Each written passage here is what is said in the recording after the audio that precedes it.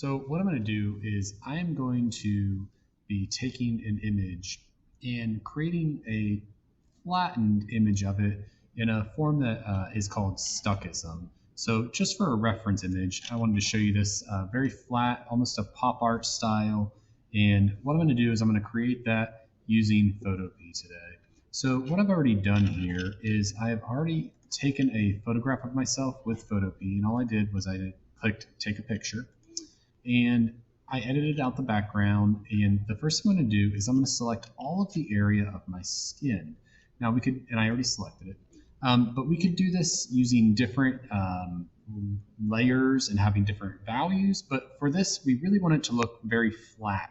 So I'm going to simply choose one value for the skin tone. Now for the skin tone, I'm going to use the eyedropper tool to make my selection. So what that allows me to do is I can click somewhere on my skin tone, and it basically gives me that range down here. And again, you can click anywhere on your face and decide where you want that to be. Now for this, I'm going to go ahead and make a new layer. I'm going to call this the base. And I'm simply going to hit it like that. Now you'll notice that I didn't do all the hair. That's because when we go in there and add those areas, those are going to be layered upon and you're not going to necessarily see that. So I'm going to go back to my background layer. I'm going to deselect. And I'm going to go ahead and select the area of my hair. Now, again, when doing this, we would use our navigator tool. It'll help. And the navigator tool lets us get a little closer. So areas like this look terrible. We can just hit backspace and try to get closer to those. But again, if we really want to do this well, because again, we're off, we would go over here to our navigator, zoom in. And if your navigator doesn't show up, it's always under Window, Navigator. I get asked that a lot. And I like to zoom in with the navigator because it's going to allow me to make a better selection. So again, when I go to do my selections, I'm able to very quickly do this. And again, if you want to use the actual lasso tool for this, it might actually be fine. Again, it will give us a little more bumps and less rigidness.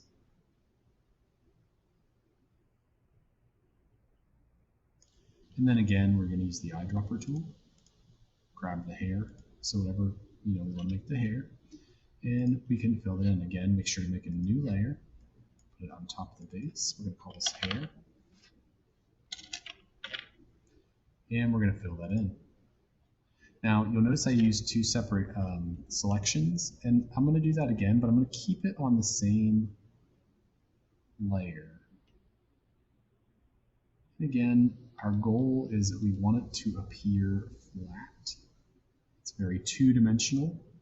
So I'm going to go ahead and do this.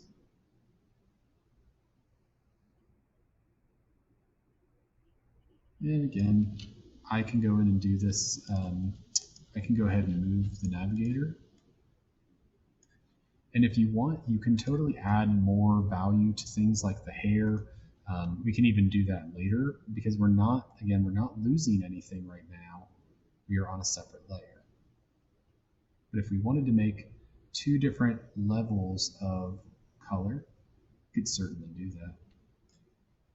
But for now, I want it to be very flat.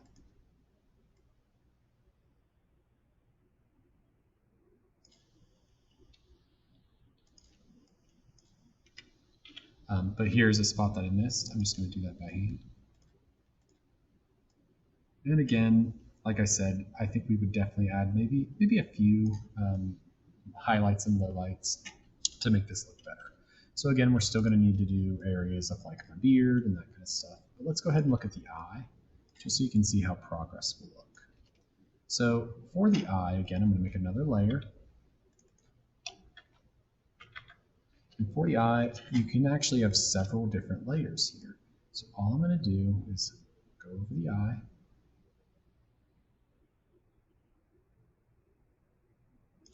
And that part is just going to be white.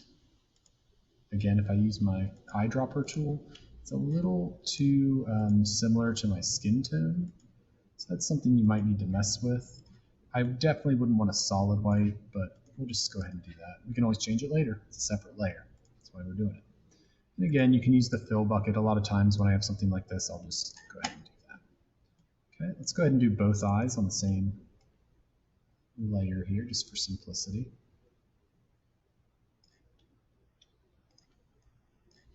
And now that I have my eyes, looks a little creepy there, but now that I have my eyes, what I need to do is I'm going to turn that off, and I'm going to do the actual iris and the pupil.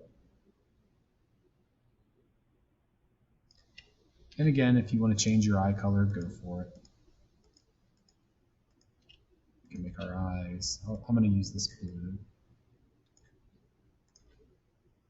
And it does come out very cartoonish. So again, oops, I didn't mean to do that, so we're going to go back. So I'm going to make an actual new layer.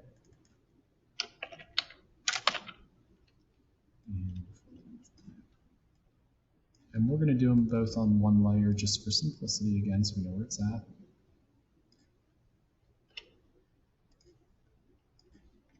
Control V.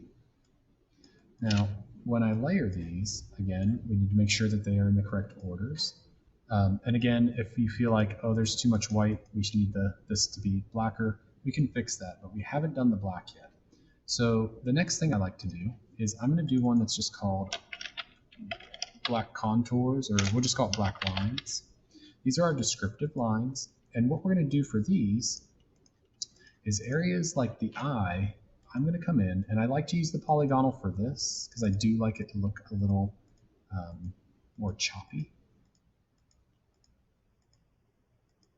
And I'm not going to outline the entire eye. Again, I like leaving open spaces, open forms or shapes, if you will. And basically all we're going to do for this is we are going to use black. And we are going to add anywhere we want to have these black areas, we are going to add them to it. So areas on the face like the nose, the nostril, cheekbone, anything that you think is a descriptive black line that will help, it's going to show up. So as we start building, and again, it's going to not look great to begin with. I don't even have a lot of my face here, but you can see where this is starting. Let's go ahead and look at the ear. The ear's a great one we can work on. So look at all those areas where, again, we're not outlining it. We just want to find where we have some descriptive lines. And it's nice that they have thick and thin lines. So that's called line weight.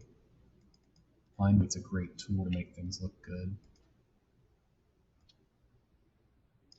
I'm just going to go around and find some of these things that are going to make people understand, oh, it's an ear, versus like, it gives it a little bit of depth. Even though we want it flat, it does have a little bit of depth.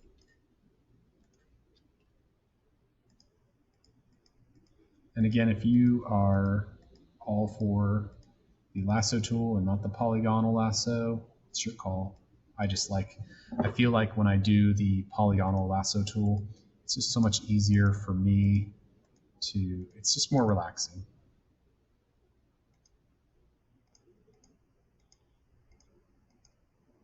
And again, I'm going to go over the ear a little bit here.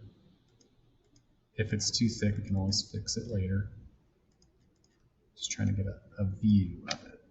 Okay. So again, we would do this to like the hair, the nose. We could do any parts of it that we want to add black parts to. And basically, let's go a little further. And basically, what it's going to do is give us a little more design on the face. Okay. So again, you can start seeing the formulation of the ear versus that. So again, you can see where we need this line. When we click this, we lose the ear with the neck. So we go back in here. And again, let's just incorporate some of that.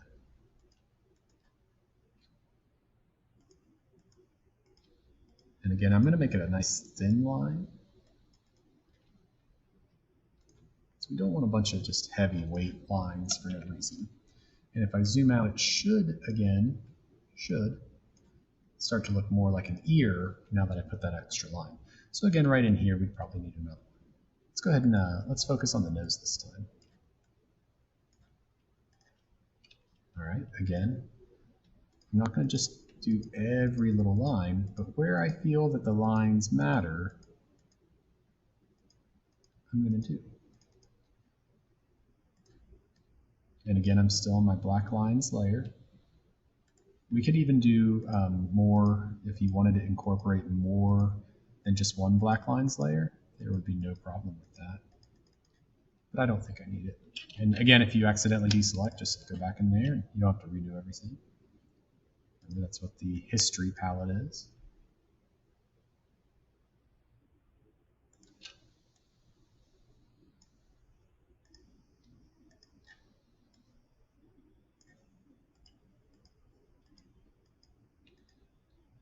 And again, if it's an area where it's like not really, you don't want that dark line, then don't do it. So you're only going to put the lines that you think you need. But again, I definitely have some lines under my eyes, some bags. So I think they would be there. Okay. And as you can see, it is slowly becoming more and more of me and not like a creepy mask thing. Okay. So again, let's go down here and maybe look at the lips. Again,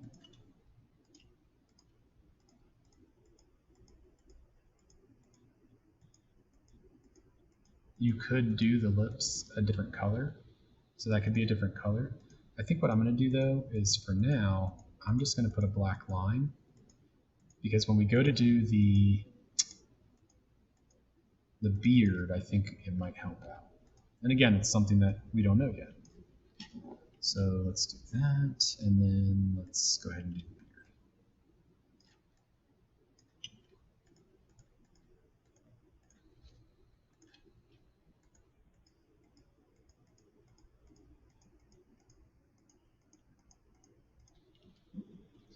We're definitely going to use the lasso for this because I want it to look more organic than geometric.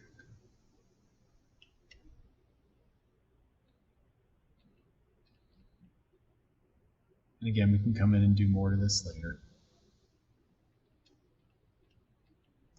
Okay. And for this, we probably, since it's the same as the hair layer, I'm going to continue on the hair layer here. And I'm going to actually use my eyedropper so I have the same color. Now, I don't think my beard is all the same color. It's obviously not. But just for now, we're going to do it as a base coat. Okay? And as you can see, there we go. Kind of Homer Simpson looking. Let's go ahead and finish this up.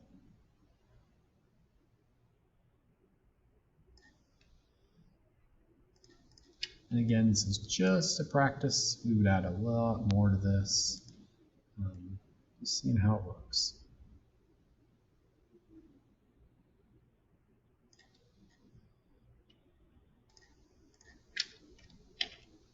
And again, let's see how we're doing. So it's starting to look a lot better than where we were just a minute ago. So keep in mind, this is what we're looking at. So it's kind of like a cartoon version of ourselves. So again, this is it's called Stuckism. It was an art form where they were flattening images and making them 2D.